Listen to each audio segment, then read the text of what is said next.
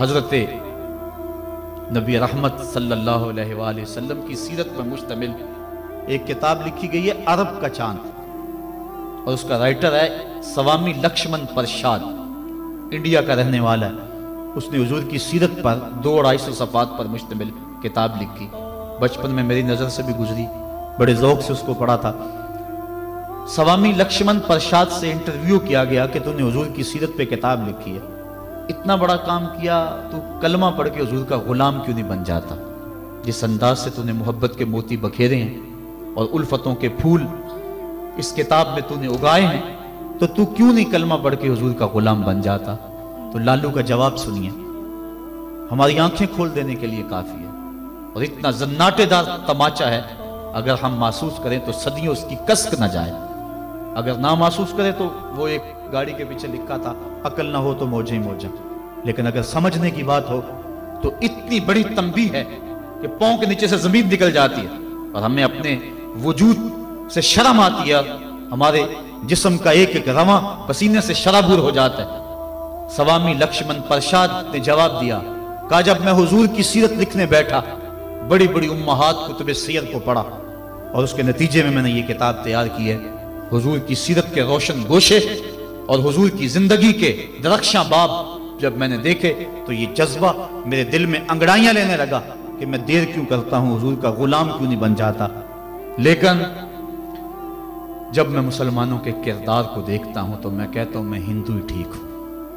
ہمارا کردار لوگوں کے ایمان کے راستے میں رکاوٹ بنا ہوا ہے۔ جب امریکہ کے خلاف نعرے لگ رہے تھے، ان نعرے لگانے والوں میں میں بھی شامل تھا، لیکن ایک بات میں نے کہی تھی، میں نے کہا آج ہم دنیا کی اس طاقت کے ساتھ ٹکر دینے کی بات تو کرتے ہیں، لیکن ہم نے کبھی اپنے کردار کو جھانک کر کے بھی دیکھا؟ جس بستی، جس شہر اور جس ملک کی حالت یہ ہے کہ واٹر کولر کے اوپر لگے ہوئے جو گلاس ہیں وہ بھی زنجیروں سے باندھے ہوئے ہوں، وہ قوم امریکہ جیسی قوم سے ٹکر نہیں کر سکتی ہے۔ مسجدوں کی لیٹرینوں کے گندے لوٹے بھی سنگلیوں سے باندھنے پڑے، جس قوم کا یہ کردار ہے، کیا وہ قوم پنپ سکتی ہے، جہان میں نشو و نما پا سکتی ہے؟ ہم تو اس قدر گراوٹ کا شکار ہیں، ہم اس قدر گرے ہوئے ہیں کہ ہماری لیٹرینوں کے گندے لوٹے وہ بھی باندھ کے رکھنے پڑتے ہیں، ورنہ ہم اتنے چور ہیں کہ وہ بھی اٹھا کے لے جائیں۔ تو جس قوم کا یہ حال ہو، وہ قوم کیا دنیا کی طاقتور قوموں کی آنکھوں میں آنکھیں ڈال کے بات کر سکتی ہے؟ آج ہمارا المیہ یہی ہے، ہمارے پاس سب کچھ ہے، لیکن ہمارے پاس وہ ایمان کی حرارت نہیں رہی، وہ دیانت نہیں رہی، وہ روشنی اور وہ نور نہیں رہا، وہ ہمارے پاس وہ اجالے نہیں رہے۔ قرآن نے ہمیں جو زندگی گزارنے کا ڈھب دیا ہے، ہمارے پاس وہ ڈھب نہیں رہا۔ ہماری زندہ لاشیں لوگوں کے ایمان کے رستے میں رکاوٹ بنی ہوئی ہیں، ورنہ ہم اپنے صدر اسلام میں دیکھتے ہیں اور بعد کی کہانیاں پڑھتے ہیں تو دنگ رہ جاتے ہیں۔ امام محمد کا جنازہ اٹھتا ہے تو ایک یہودی آگے بڑھ کے جنازے کی چارپائی کو کندھا دینے کی خواہش کرتے ہوئے آگے بڑھتا ہے، اور جو ہی کندھا امام محمد کے جنازے کی چارپائی پہ چھوتا ہے تو اس کے لبوں پہ کلمہ جاری ہو جاتا ہے۔